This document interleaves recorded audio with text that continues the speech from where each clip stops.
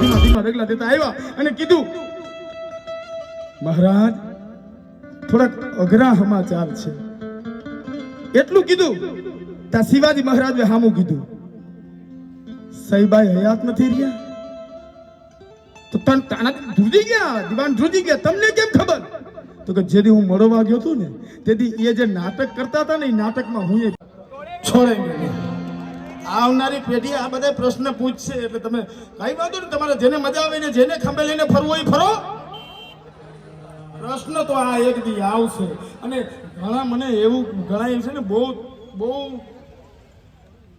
આગળ વધી જાય ને એટલે એમ કે બાબા સાહેબે શું કર્યું આપણી હાથું.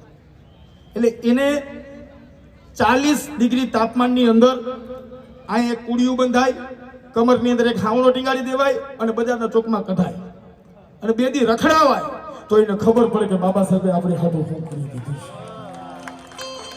એટલે ખબર પડે ને ભૂલી ગયા છે.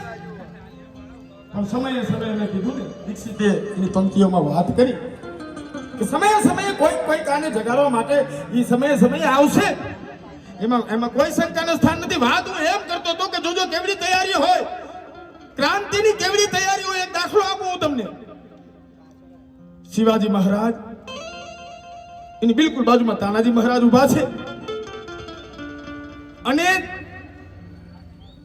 દરવાજા ઉપર એટલે કે પોતાની રિયાસતના દરવાજા ઉપર અફઝલ ભટ્ટારી નામનો દુશ્મન ઉભો છે. સાંભળજો, અફઝલ ભટ્ટારી નામનો દુશ્મન ઉભો છે. અહીં શિવાજી મહારાજ ઉભા છે. કાલે યુદ્ધ થવાનું છે, મરવા જવાનું છે.